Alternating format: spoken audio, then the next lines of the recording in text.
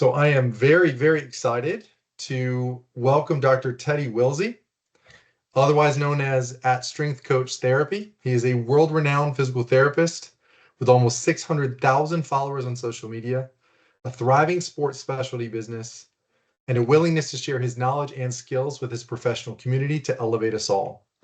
Teddy, welcome to Residency Hot Topics, and the floor is yours. Thanks, Ben. World renowned sounds like kind of a big deal. So I hope I can live up to that, but I appreciate the introduction. And yeah, don't want to stretch this out too long here, but what we're going to be talking about this evening is building and scaling a specialty caseload.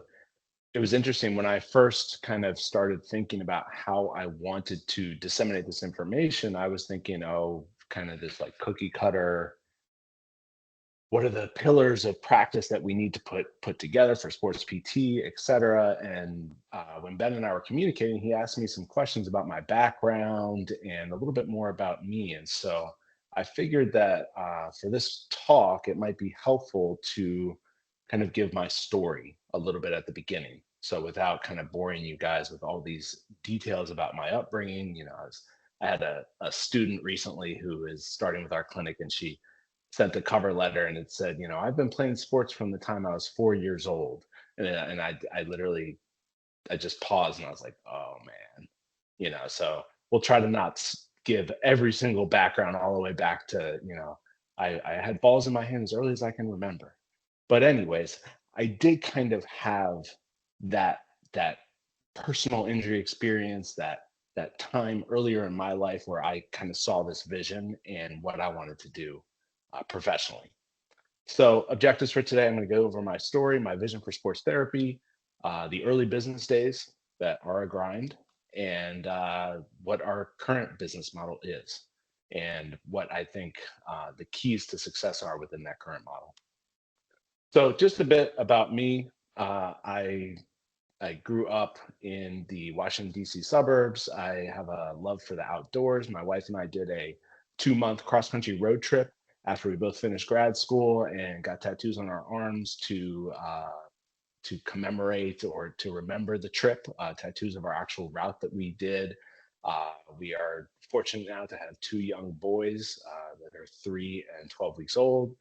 I enjoy life. I think that's kind of the picture in the bottom right there, holding the glass with some whiskey in it. I think that it's important to always stay well balanced. I think that's really important for the business side of things too, and it's important for PT in general because it's a very consuming job. You spend a lot of time listening to people's challenges and problems, and it can be draining. And so I think it's important to separate from that at times as well.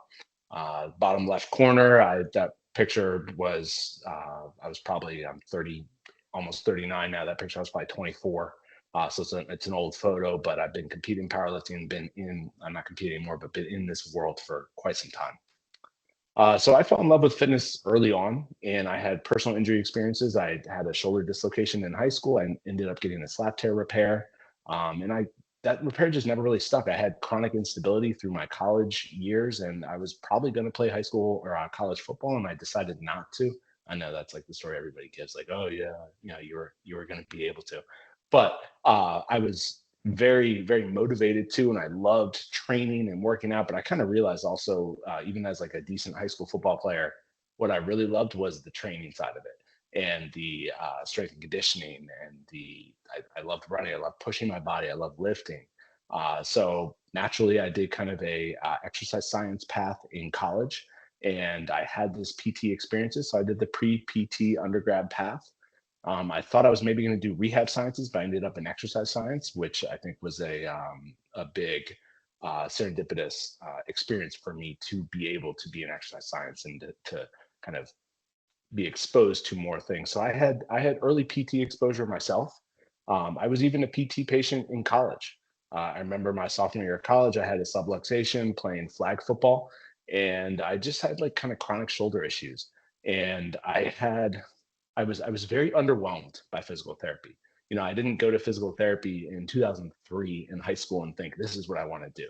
I got kind of the cookie cutter, uh, illustrated drawing exercise program. It was not inspiring.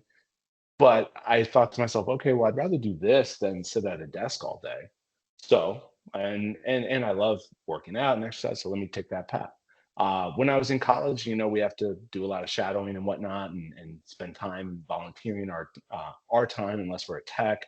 Got to get those hours. So I spent time in inpatient rehab, hospital outpatient sports, and again, I was kind of uninspired by PT.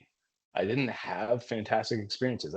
I had this one personal experience, and it was in that facility that's in the center picture there. That's the University of Pittsburgh Medical Center facility. And I had a student who showed me plyometric push-ups, medicine ball work, and some things for my shoulder that I credit with really helping me to take a next step in shoulder stability and reducing my incidence of subluxation, because I had this chronic shoulder instability. I mean, I probably had 10 subluxations from the time I had surgery when I was 18 until I totally dislocated it again when I was like 30. I probably had like one a year and tons of little tweaks and whatnot. So I was like the regular in and out of PT type of patient for a while. And I had one student who was very inspiring and really motivated me, and taught me that there's a lot more to PT than maybe what you might see, even if you go shadow a few different places. So I was a Pitt exercise science major. I took a total big detour to strength and conditioning. And right now I'm sitting in my home gym. So if you guys can see the background at all, you can probably tell by the barbells and everything else going on here, and even the shirt I'm wearing, which was not purposeful.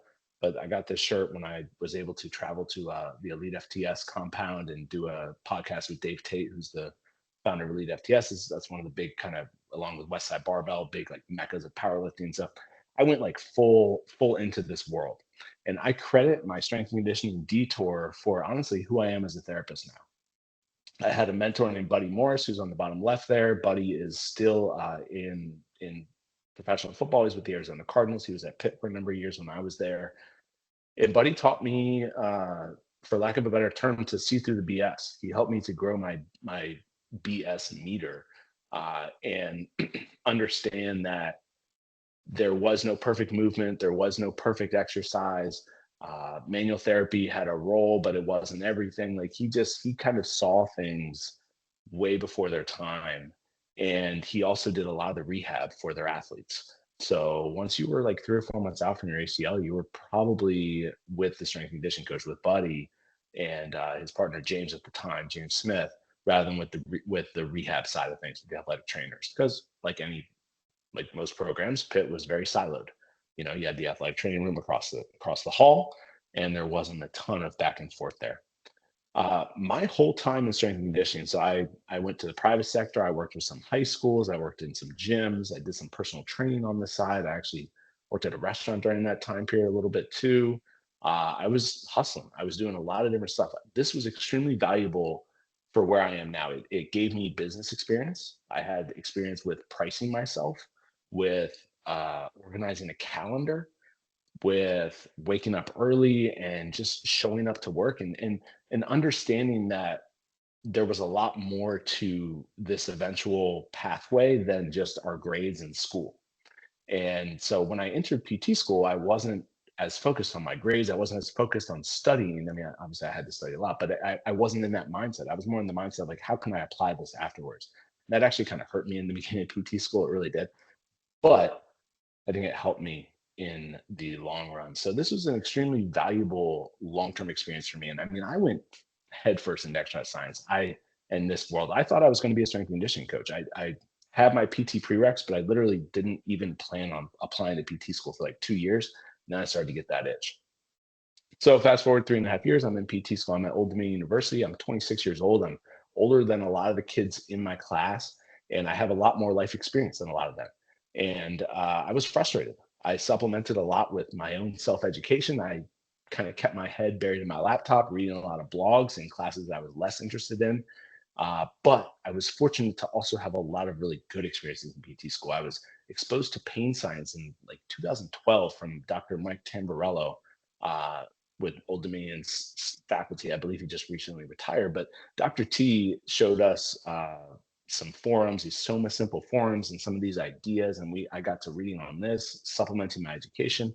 And I recall that even some of the other faculty members didn't always approve of how Dr. T would go on these segues, because they were like, number one, this stuff's not on the boards, so we don't need to teach it, because our number one goal as a PT faculty and staff and program is to put everybody through to pass the boards. Number two, that stuff's not even going to be on an exam. He would just kind of add it as extra stuff because it wasn't totally approved by their faculty. But for me, and this little graph right here that I took from Ben Cormack's website, for me, understanding pain science and putting some of this stuff together, just the fact that there's a lot more that contributes to a person's experience than just the biomechanical or pathoanatomical injury that they have. For me, that really kind of woke up this energy inside of me to try to learn more, and to also appreciate that, like, this stuff's really hard. PT's hard. You're not always going to help everybody, and there's a lot more going on behind the scenes. So by the time I was done with PT school, I really appreciated our profession, our skill set, the wide array of where we work and practice, whether you're in stroke, spinal cord work, inpatient rehab, acute care. I had a great acute care clinical CI for my first clinical. Uh, Obviously, I didn't end up anywhere close to acute care, but he was great in terms of thinking and mindset.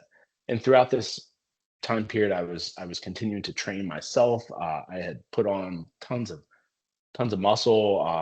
I had put on weight. I had done like worked with the nutrition coach. I had a mentor in powerlifting.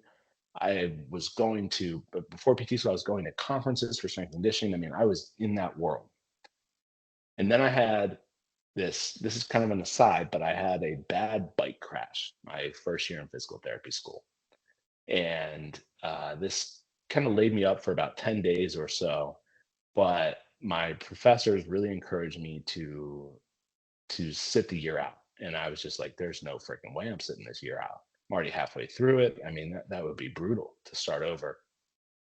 But one of the like big moments for me, so I was on my bike going through an alleyway, and this car in the alleyway didn't have a stop sign, and this car just went through. And so there were no stop signs anywhere. Nobody was in the wrong. And this car just T-boned me, man. And it was going like 25, 30 miles an hour, hit me right on the outside of my femur. And this picture is flipped because it's a mirror. It's my left side. I tore my ACL, my MCL, and my meniscus. I fractured my fourth metatarsal. I had ligament damage in my ankle. I broke my nose. I had stitches in multiple places on my face. I tore the ulnar collateral ligament of my thumb. I sprained my rotator cuff pretty good on that left side. And I also bruised ribs. I had a concussion as well. I mean, I was so sore and so beat up. And the orthopedist told me, and I mean, I'll never forget it. He said, that is that is the brightest bone bruising I've ever seen on an MRI, that somebody didn't break their femur. And he just kind of looked at me and he was like, you have really strong bones. You must lift weights. And at that point, I was, squatting 400 plus pounds, deadlifting 500 plus pounds, like nothing, not like crazy high level competitive numbers, in these drug tested federations, everything. But it was like, wow, what I've done to this point to kind of build my body actually really helped me right here. I could have shattered tons of bones. I could have been in a lot worse shape. So for me, it was just kind of like a seminal moment or a watershed moment in appreciating resiliency and the unseen benefits of strength training. This is a photo of me at our white coat ceremony on crutches. So I was a mess. You try using crutches when you have your hand in a cast. I mean, it is no fun. So fast forward to the end of my PT school clinical experience, I had an amazing CI, the late Andy Altman. Andy Altman was on the phone with Dr. James Andrews multiple times when I was there. He was James Andrews. James Andrews is the renowned upper extremity. He might do some lower too, but a sports surgeon out of Alabama. At the time, he was working with a lot of baseball players doing Tommy John reconstructions. And I had this opportunity with Andy in the Hampton Roads, Virginia Beach area to learn underneath him. And Andy did some guest lectures for us at ODU. He was an adjunct faculty. and he taught us about the handheld dynamometer. And in 2014, this was like cutting edge stuff. Nobody was doing strength testing, and Andy was. And I was like, I need to have him as my CI. I was so motivated to get in. And I would stay after class and talk with him. And it was like everybody would want to have Andy as as their CI. He was such an infectious, contagious personality type of guy, uh, you know, and I got it. And I was so excited. So I had clinic owners. Andy was the owner of his clinic. And I also had a clinic in New York City that was suboptimal. That clinic was very manual based, and not that there's anything wrong with manual, but I don't believe that every single patient, no matter what, needs to have 30 minutes of manual therapy. I believe that it should be specific to the case. That particular practice owner thought that it was important for to meet patient expectations and to stay consistent with their practice model.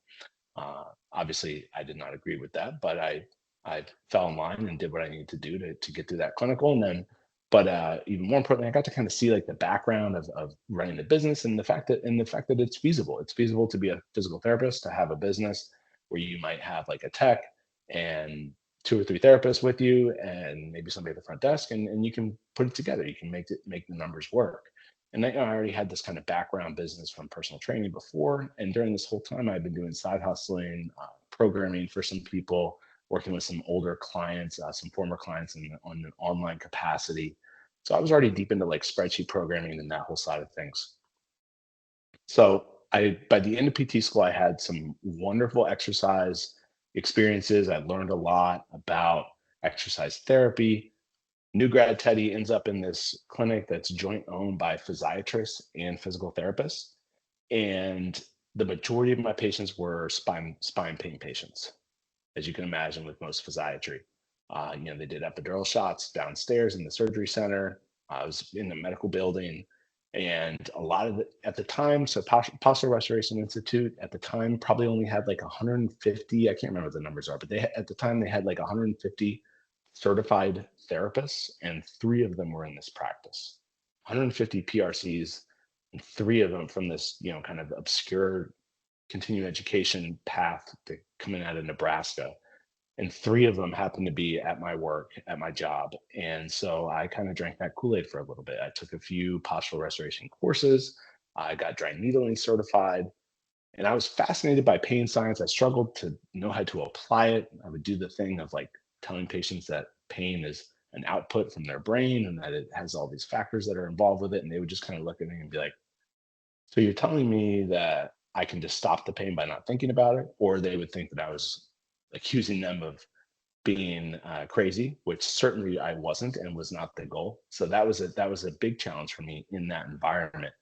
But I just knew that I wanted to learn complexity. I knew that I wanted to try to figure out how to put things together because PT is hard, right? And I obviously in that sort of outcome with spine pain, I was not having fantastic outcomes in that sort of environment with spine pain. And so I wanted to learn how to fix people. I wanted to learn how to become a mechanic. I wanted to put my mathematical and my analytical skills to use. And then I started to realize all this complexity, although it's helpful and important at times, you can't always use it. And sometimes a simpler approach where you're really worried about the patient in front of you and what their demands and goals are is probably the best way to do it. So I had an evolution in this environment, and I didn't fit in very well. I remember I was like 6 months in, and my boss at one point in time pulled me into his office and said, "You look like you still want to be a personal trainer." And it was because I had a patient who had active goals. He was like a guy in his 70s, and I had him doing some goblet squats. And for whatever reason, at that time, and my boss just didn't like his form didn't look fantastic, but he was okay doing it. And I kind of, because of my weightlifting background and time and strength conditioning and understanding that like there are not perfect movers out there. I already understood that building resiliency in patterns was okay, and that not everything needed to look perfect, and that even though I was learning these more complex ideas with PRI and form and biomechanics, I understood that there was a lot of exceptions to the rule. I didn't fit in well there. I was out the door within a year. I was one foot out the door by 6 months, and I started my side hustle. So I was personal training some people and seeing some PT clients for self-pay. Um, One of the experiences in this, so we get to start to talk about like building a sports PT practice. My boss was a out of network therapist in this environment. He was a cash PT. They had a split of, I believe there were four of us insurance PTs and then like four or five cash PTs. So there's a very clear hierarchy of who was the better PT, who was worth more. And the idea there was that you could work your way, you could build your caseload and then work your way to being a cash PT after being an insurance PT. And when you were a cash PT, you got to have an office. So if you see that pretty little office back there, the corner office next to the window, you got to have an office if you were a out of network self-pay PT. But if you weren't, you were on those like $75 Amazon tables in the middle of this gym here. And it was not my cup of tea. I went to try to zoom in, but no need to do that. So one of the questions that Ben had asked me in preparing for this was observations that I had, issues, problems in the PT field. I immediately, I mean, right when I was in physical therapy school, and this is not rocket science, you guys all know this, healthcare specializations are too siloed. There's a reason for it. Everybody needs to specialize and be deep into what their world is, but it doesn't facilitate holistic care and it's not for the best for the patients all the time. Exercise therapy is brutally underdosed and it's not appreciated as skilled PT. Whether it was my former boss telling me, hey, you're not a personal trainer, or it was just understanding the landscape of exercise therapy, I just knew that it was not used enough. PT is too passive, and maybe patient expectations are driving some of that passivity.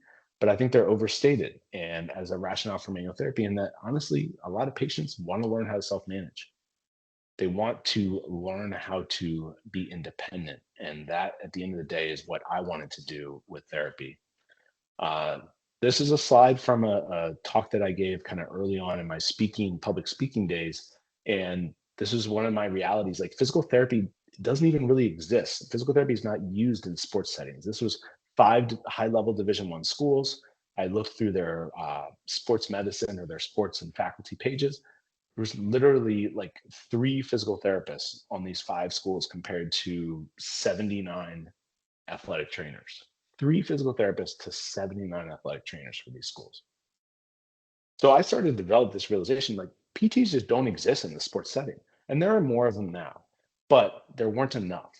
So my early days at Healthy Baller Physical Therapy, I go to this gym. I've got a friend who was previously the head of performance for the Washington Wizards. He was a friend from my strength and conditioning world before I went to physical therapy school. And he had just opened up this gym, Healthy Baller, 6 months ago.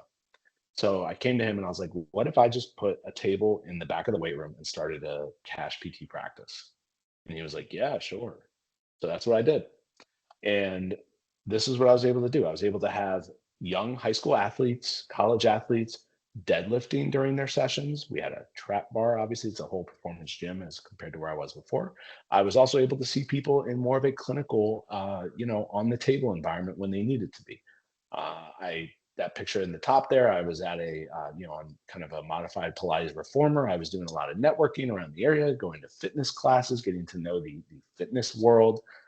Got some opportunities to speak to high school athletes in club, like kind of club training environments, and just kind of preaching that get PT first idea, telling people when to go see a PT. Let's say you have a sore hamstring. When do I go see this person? How often, how much do I try to run on that hamstring before I go? So I had kind of a local approach for Healthy Baller PT, right? Started as a coach and a PT. That helped me to build up my caseload and get busy without having to build the PT caseload right away. It got a little trickier as I got towards the end. I started there in August. By the next February or March was when I was seeing my last training clients and I was a full-time PT. And I remember it was kind of tricky because I had some people that were like, 6, 7 months post-op ACL. They're coming to see you, you're using your PT brain, even though they've been told, oh, you're cleared, you can go work with a trainer. I'm strength testing them. I'm doing physical therapy with them. So I realized that that was kind of tricky business. And my suggestion to you guys would be to, if you are in this world of like kind of trying to do both disciplines, you're always going to default to the highest level of training and education that you have. So price yourself accordingly. If you need to do something early on in order to get feet in the door, to make some money if you need to, which everybody does, then just don't, if you're going to price yourself lower, if you're going to be kind of a hybrid trainer therapist, don't establish that system as what you're going to do into perpetuity. Understand that you need to transition out of that, and you will lose clients when you do that at first. Anytime you raise prices in a business, you'll lose a few people, but it will kind of self regulate and settle, and you'll be in a better position in 6 months to a year, if not sooner. So, my local approach with Healthy Baller Physical Therapy, I sought out these networking opportunities. I was communicative with every patient and referring provider, understanding the athlete network is vast. I was able to build this caseload for myself as a PT, build a PT office, and make my first hire in 14 months. So, this is the other side of that weight room. I sent this picture to my business partners one day. And just for the business background, I started my own separate business. So, I own the PT practice and we practice within the gym. So I sent this picture to my partners one day on the left there. Like, what if we did that? A few months later, there we are. So we built the PT practice. I signed a deal with them where I said, hey, look, I promise I will stay here for a certain amount of time. It was 3 years at the time. I hired somebody else, gave them some projections about what we could do. And I made my first hire, and we were able to keep kind of building. And luckily, I went viral on Instagram during this time period as well. It was kind of a serendipitous situation, right place, right time. Instagram had just started videos, and I was like, you know what? If I already had a blog, I've been publishing on a blog for years, and I was like, you know what? I'm going to just put all my eggs into the Instagram, the social media basket. I feel like there's going to be a lot of growth in the exercise side of things on there now that people can put videos, and blogs are great, but they're kind of not the wave of the future. So ended up getting a crazy big reach because of that. Uh, I also did some other kind of professional building things. I put together a peer-reviewed article for the NSCA journal, one of the NSCA journals. Started writing for Physio Network. A lot of professional building as well. Because remember, if you're trying to build any sort of sports PT practice, even if you're going to be a clinician at somewhere else, in this day and age, everyone's going to look you up. And you need to have that online resume to give people the confidence that, well, you might not need to, but it will be very helpful because they're going to Google you. How many people have you Googled in your life? Hundreds, right? Thousands, maybe. All of your patients are going to do that to you. So I got back into my brand of PT. I kind of lost myself in my first job, and I wasn't quite sure, like, okay, am I a strength coach? I'm looking in the reflection, looking at my reflection in the puddle. I'm like, who am I? Am I a strength coach? Am I a PT? I really loved doing strength and conditioning when I got to Healthy Baller, but the PT side grew. And I realized, you know what, I can be a strength coach through the lens of being a physical therapist. And that's really what I want to do. And so there were some other people doing this at the same time, and we kind of got together and helped to build awareness about this approach. And I just kept cooking from there. So these are kind of my key ingredients. I'm going to fly through these last ones. Key ingredients for the sports PT practice. Right. So the first one is going to be sports culture. And this cartoon right here just kind of shows you how little sports culture there is in the medical field, right? Like the doctor says, well, then don't do that. You are already functional. You can walk up the stairs, you know, 16 visits for an ACL repair, that's enough. Whatever it is, I mean, there's just no sports culture in medicine. So for me, and remember, this is my path. This isn't going to be your path. I'm very fortunate that I was passionate about this stuff from the beginning.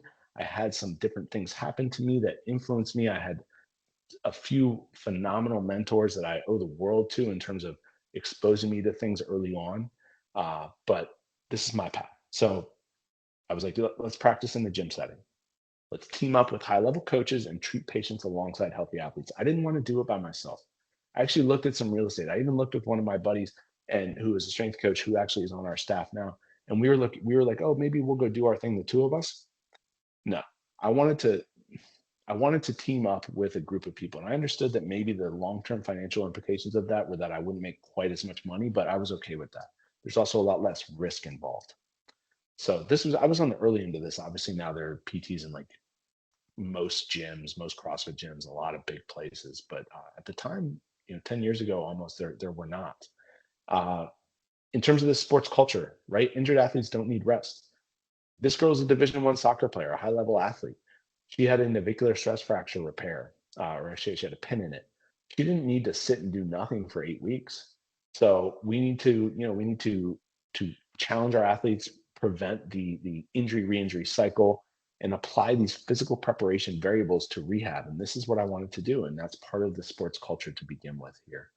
Athletes do not want to sit around. Second part of this, second ingredient here is sports performance literacy. If you're going to be a strength sports performance physical therapist, you're not grandfathered into it just because you have your DPT.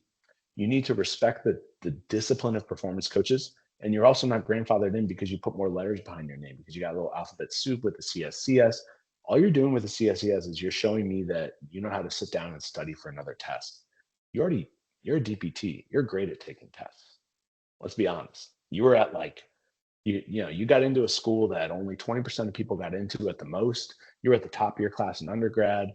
You're a phenomenal test taker. At this point in time, if you want to be a sports performance expert, you need to get boots on the ground. You need to be in gyms, in strength and conditioning environments, and actually see these things being done. And at the same time, understand and appreciate the theory behind it.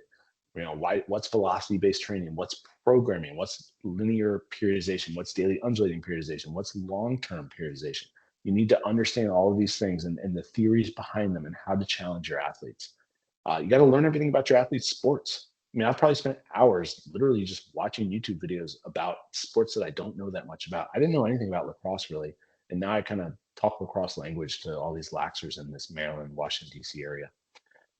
Utilize sports performance interventions, tests, and measures in the context of rehab. And that is the most important thing for sports performance literacy.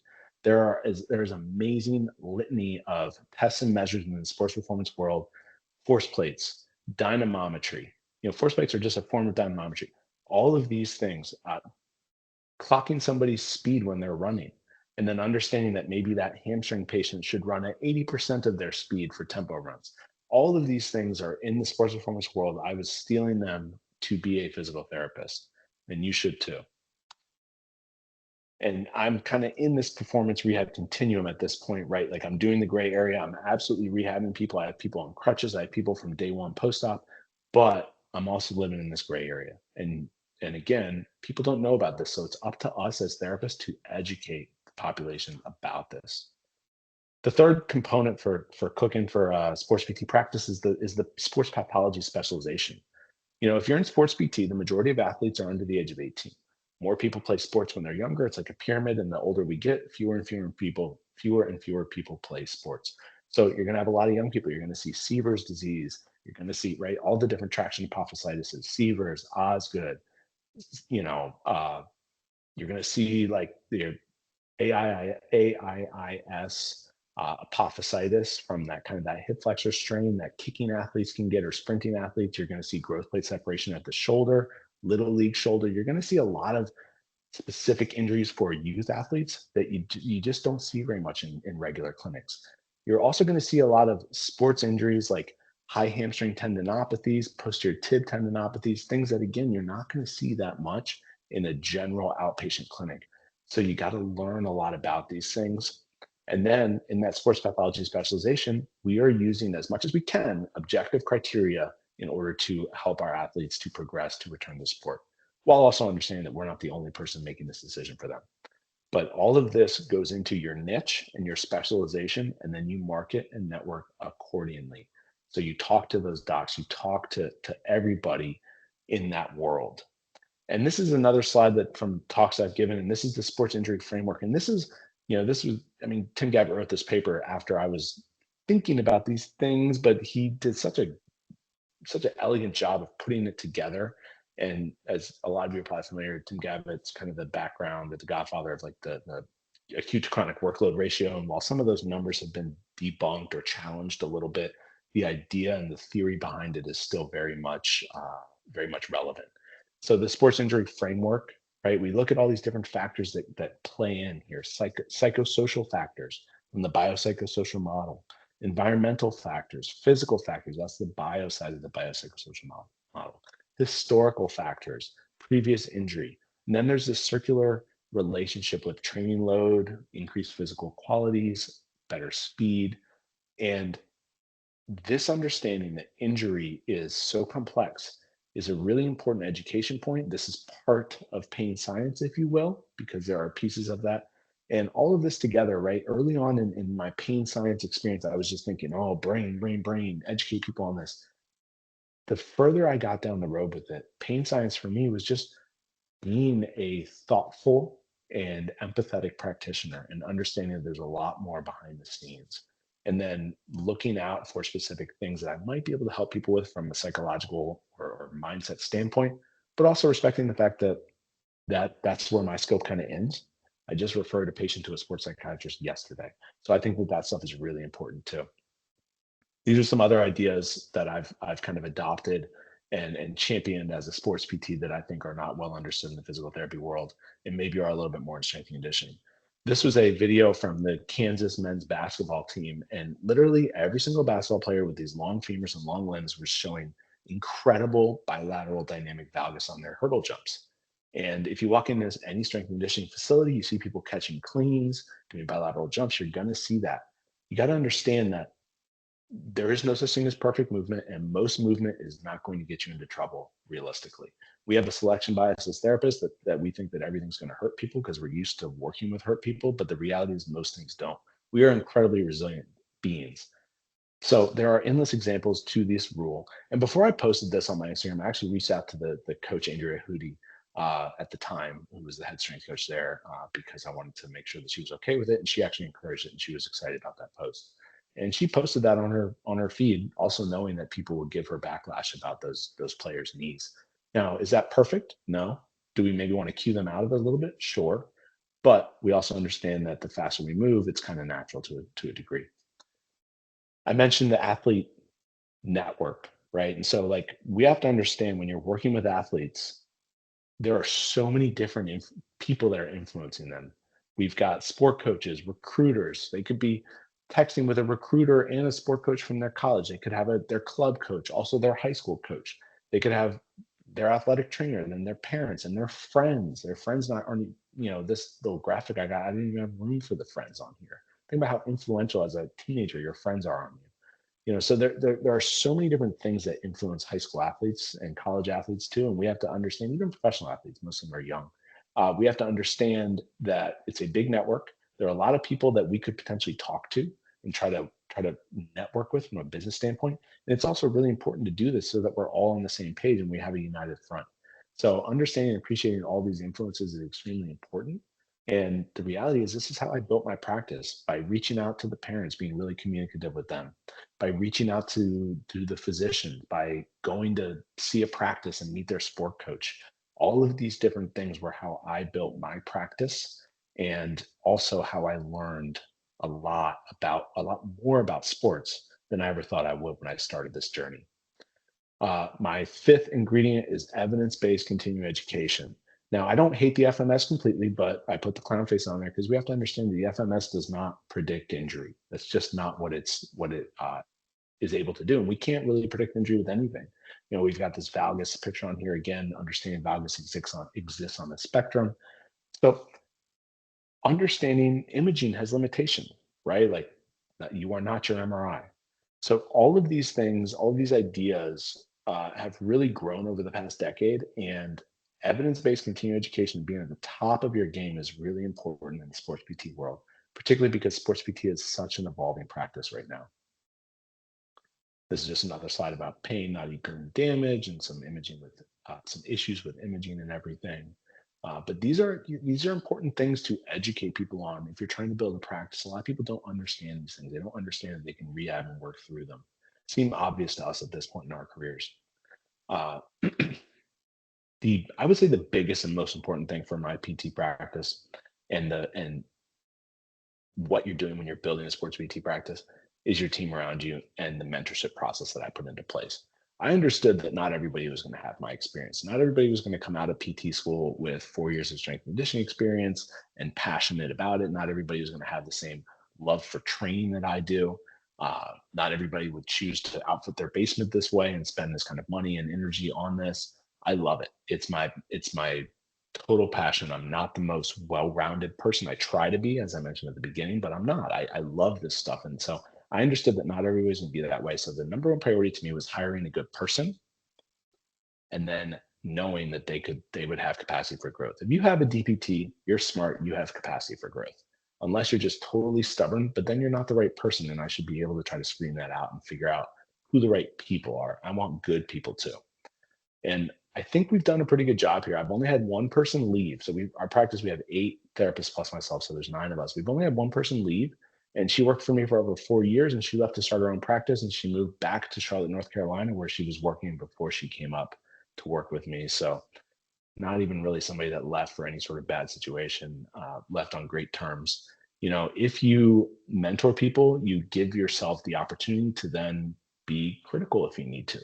If you're not giving them your time, you haven't earned the right to critique them. I learned that with my first boss. He gave me no time, yet he critiqued me. I didn't quite take it very well, probably because of that. If we had sat there and he had taught me a lot of stuff, I would have felt differently about the times he critiqued me about quote unquote being a personal trainer. But when you are hiring, and I know you guys are very far away from this, but it's really important to again hire the person, not the PT, because you can train them. And there are a lot of benefits to a more formal mentorship process where you're going over specific pathologies, you're choosing articles that you think are important for them to read, you're going over case reviews with them, and you're meeting once a week, once every other week for anywhere from 4 to 12 months plus, depending on who the person is and what kind of help they need and what you want to do together. The benefits are this open line of communication. You have a great relationship within your workplace. Quality control, right? You're running a business, so you need it to be good, and you're earning the right to provide feedback, and everyone's learning too. Because I'm not superior to you. We're both DPTs. We both have the same training and background. Maybe not quite the same background, but we both have the same capacity for growth. And so, as I put together this course material and this mentorship stuff, I'm learning too. And as I talk to you about what you've done for your treatment, I'm learning too. So I look back at stuff that I did 3 or 4 years ago, and I'm honestly amazed by how different I think even from then. And a lot of it is because of the writing that I do. I still write for Physio Network, and the regular mentorship and meetings with my staff. We meet on a weekly basis. And so I'm always trying to kind of find new stuff for us to talk about. We do Con Ed courses together. We're doing the clinical athlete course right now. We talk about it during our meetings. So understanding that your job, you will never stop learning, is just so important, because it's the landscape of PT has changed so much in the 10 years since I've been practicing. And then lastly, clinical excellence. So we talked about that in terms of quality control, and that's the stuff I already mentioned a little bit. We do weekly staff meetings, we do case studies, we talk about rounds, we all kind of know each other's patients to a certain extent. It helps us too, because then we can like say hi to each other's patients because we've talked about them. It just creates this cohesive environment when you spend time together. We have students. I like to have 1 to 2 students every year, and I go back to my last clinical where I had an amazing experience where I had to do a journal review article every single week. So that's what our students do. They do a robust program with article reviews every week. They present them to us. They work their tail off. They have to learn how to use all of the equipment and the tests and measures and interpret everything that we have. And 3 of the people that have been students with us now work with us. So it creates a good hiring and selection process as well as a business owner. But very importantly, I do not use students as free labor. It's always one-to-one and only one student at a time in the clinic. So another kind of thing that I think is an important ingredient for our sauce is the screening process and not using a virtual assistant. There are a lot of companies out there that advertise virtual assistants for PT, for small practices, cash practices. Take time, take this off your plate. You don't need to answer the phones. I don't sit there answering the phones all day, but I get back to leads quickly. And it's 2024. Most of the leads come through the website anyways. I think it's an important part of the process. It starts the screening. It's a free discovery call, if you will, although we don't advertise it as such. As the mentor and boss, I get to know the patients better. If I spend 15 minutes talking to a parent about their kid and then figure out who that kid might be best matched up with as a therapist, I can then talk to that therapist about that case, and I already know a good amount of information about that case. So it helps me to stay involved without having to like micromanage. So the last part with clinical excellence is to not take this for granted. Continue to invest in your sports infrastructure, your equipment, your business itself. Make sure that everybody knows where the money is going, that they're paying back to the business, and just continue to drive excellence. Your patients will see it, they'll feel it, it'll improve the culture within the place, and that's really kind of what we've done, and I think how we've been able to build this. And thank you guys for listening. This is our crew in Rockville, and some of you guys might follow some of these people on social media. I'm not gonna lie to you, social media has been a big part of our success. Wesley Wong there has like, I don't know, like 350,000 followers. He does ACL, a lot of ACL work. And that was a strategy that we took together. It was like, okay, you're gonna be the ACL guy. We did that really early on. And if you believe it, it'll come true. And then Gabby, she's second to the right there. She was a college track athlete, and she started her Instagram and kind of went viral with running content. So we've got people on our staff that specialize, and I think the niche stuff, especially in where social media is now, is extremely important and helpful, not only from a marketing standpoint, but also from a personal growth standpoint, because once you are in that niche, you'll get a lot of that type of patient potentially. That Teddy, is that was all. awesome. Yeah, thank you, Yeah. man. Thank you. All right, so let's do this in the chat. Feel free to start typing in your questions. I'm sure there are a bunch that are gonna start pouring in. In the meantime, Teddy, I'll start with a couple that I was writing down as we were going. A lot of the people on this call, I think, are trying to either create a side hustle or build out a side hustle and thinking about what that could turn into. And you mentioned networking as one of the key aspects that you really helped you build, especially in the early days. What is, for someone who's just getting started with this, what are the most important aspects? What are the things that really made your networking so successful? Well, so early on, networking for me was like trying to meet instructors at gym, like fitness instructors at gyms, and get into that world. And I kind of quickly realized that, you know, the hardcore fitness enthusiasts, the CrossFitters, these kind of like, they aren't going to be the best physical therapy patients. Let's be honest. They avoid us like the plague. So I kind of and I didn't want to treat physicians as the gatekeepers of medicine. And I just come from this practice that was kind of joint owned by physicians, and they were not particularly helpful for us as therapists. But what was the most successful, and what has been the most successful for me, if I could trace it back to number of patients, and is honestly is networking with physicians. I started off by sending them kind of some charts and things that we put together with strength numbers, observations, just sending them like a really quick assessment note, trying to understand that they don't want to spend a ton of time reading this stuff, and making sure that they know that we are using objective and criterion based data. Uh, it's for them, it's so different from from these orthopedists. It's so different from the insurance practices that are in the same building as they are. It's such a different approach than what those therapists are doing. And we have a number of orthopedists that directly refer a lot of patients to us, despite the fact that they have physical therapy clinics as parts of their practice. And some of these orthopedists are people that like I've had dinner at their home. I've seen their children, multiple children of them, seen other family members of them. Like they understand that just because they are in a pop of or a physician-owned physical therapy practice, like they understand the difference and they see it. And so I certainly would encourage anybody to try to do that from a networking standpoint, Ben. I think that was probably the most, or it definitely has been the most helpful approach. Also, if a physician gives somebody your name, chances are they're going to come see you. Fantastic. And we got a message that came in asking, clearly you and your team have all been successful on social media to really build your presence there. For those who are trying to do the same, what are a couple key tips that you've helped to mentor your team on to build their social media presence? Yeah. So uh, don't get too caught up in the viral side of things, because once you do that, you're going to kind of get in your head. So I think it's really important. The number one focus should be value based content. It should be content that people want to save and come back to, or maybe send to a friend of theirs that might be experiencing something going on. So it should be value-based content.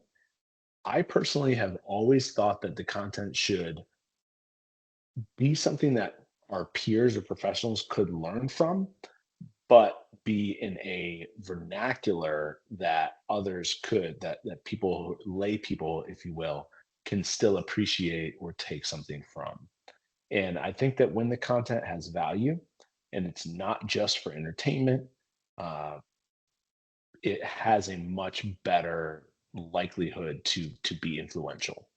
And additionally, with social media, you're gonna try to follow some trends. You're gonna try to do like, okay, this is what this type of reel is trending right now with this long of this, and the text is over here, and the tech, all these specific things that trend on social media. Don't get so caught up in that you're forgetting to like just do the post that shows people how big your brain is. Like, you should have posts that are much more focused on presenting, not that it's about yourself, but presenting knowledge and having tons of value in them, even when they're not going to go viral. Because again, I said, how many people have you Googled in your life? How many times have you scrolled somebody's feed right when you check them out, and you just kind of flick your thumb for a little bit and like you end up deep? It's not always, and you're not sitting there liking all their photos. In fact, you'd feel mortified if you accidentally liked one of their videos or photos. But what you're doing is you're looking at their content. So just remember, when you're making your content, you can't judge everything based on the immediate, how well it did in the first 24 hours. Like, that is not how you judge other people's social medias, and that's not how people are judging yours. Love it. Elena asks, when you're trying to reach out to maybe a coach or a physician or someone else you're trying to network with, there can be some initial trepidation, obviously, to do that. Mhm. How have you found are your go-to efforts to try to get in? What are the things that have been successful for you there? That's a good question. I had to do some hustling, man. Like, I went to a few doctor's appointments with patients. It's like you try to send one or two emails to the doc, and or like, I had times where, I mean, I even called up a doctor's office, a physician. I try not to say doctor because we're all doctors. It's just 120 credits of graduate school. But I went to a physician's office, uh, I called up a physician's office and said I was a patient to try to get the email of a medical assistant. I mean, I've like kind of tried to scrape their websites, any way, like ask the patients, hey, who do you communicate from there? Oh, you talk to their medical assistant. Like, when you're going there next, can you see if there's an email that I could send something to? Like, I would just try all these different avenues to try to get in contact with the physician. And in my experience, once you finally get there, and this person, it has to be the right physician, because we don't get me wrong, we've had some bad relationships with physicians who march by the beat of their own drum, and are the kind of docs that like don't believe in testing and think you just need to get back out there. Those people still exist. Uh, but if you find the physicians that are in your tribe, that are in your camp, you'll end up just being on a text message relationship with them, because they don't, they're in the OR, like they're busy. They don't want to read long emails. They just want quick little tidbits. And the hardest thing, I mean, that's a good question. It's the hardest thing, honestly, was like the first 2 to 3 years of getting the foot in the door. That's great. And Phil asks, as an in-network provider trying to stretch out that gray zone between PT and performance, maybe even transitioning a patient from the traditional PT patient into a more performance-based client. How do you navigate that? What are the ways that you've advised in-network PTs to try to navigate that progression?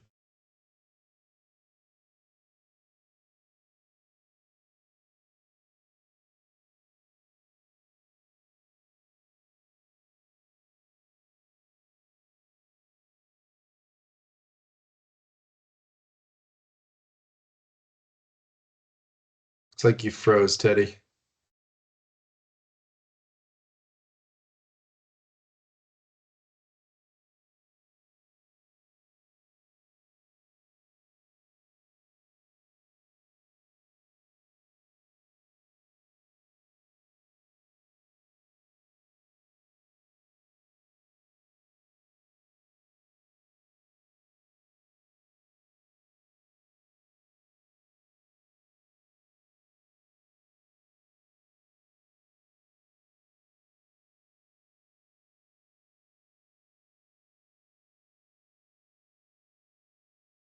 All right, guys, looks like we lost Teddy.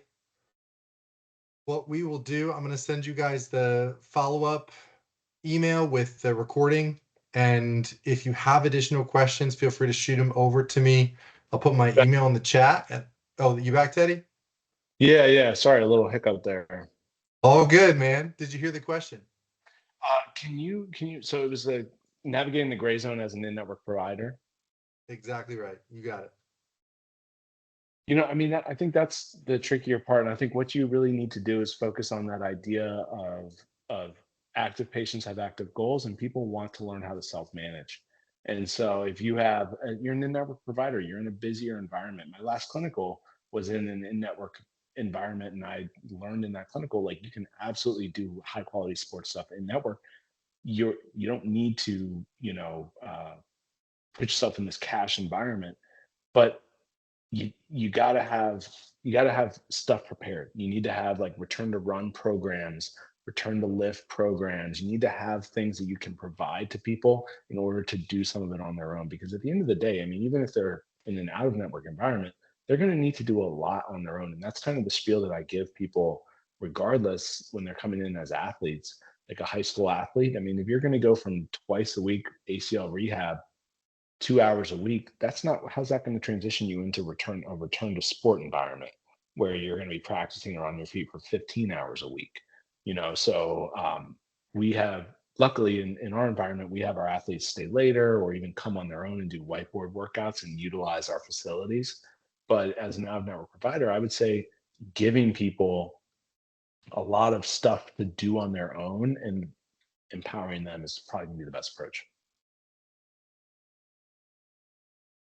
Fantastic. And last question, just to be respectful of everybody's time on a Tuesday night. Was there a point where you specifically decided to market to high school collegiate athletes? This is coming from JP. Have heard the advice to cast a wide net, take who you can get, and have a foundation of general population so you can keep the business alive. Wondering how you went about building up your specific caseload that you like best. Yeah. So I'll be honest with you. I walked into the gym that already had it was modest at the time. The gym's grown quite a bit since I've been there. But I walked into a gym that already had a small population of athletes that were training there.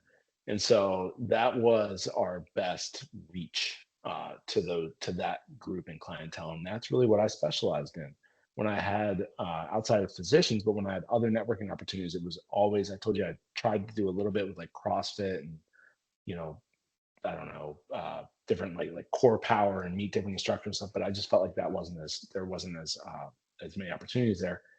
But when I would go, I spoke to like a group of swimmers, like high school swimmers, and had a few people reach out. Spoke to like a club soccer uh, group and had a few people reach out. Like my big talk with them was when to get PT, and it was talking a lot about how soft tissue injuries and determining when you might need to go see somebody. So uh, networking with like trying to go into the environment where they are is extremely important, and then talking to the parents and developing a good relationship with the parents, because parents are the ones that are sitting on the sidelines talking to each other.